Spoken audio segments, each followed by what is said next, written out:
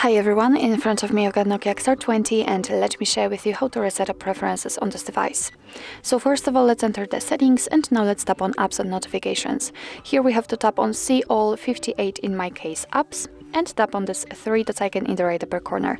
As you can see, we've got the reset up preferences option, so simply tap on it and here your device is informing you that it will reset all preferences for disabled apps, disabled app notifications, default applications for actions, background data restrictions for apps and any permission restrictions. What's more, no worries, you won't lose any app data, so simply tap on reset apps.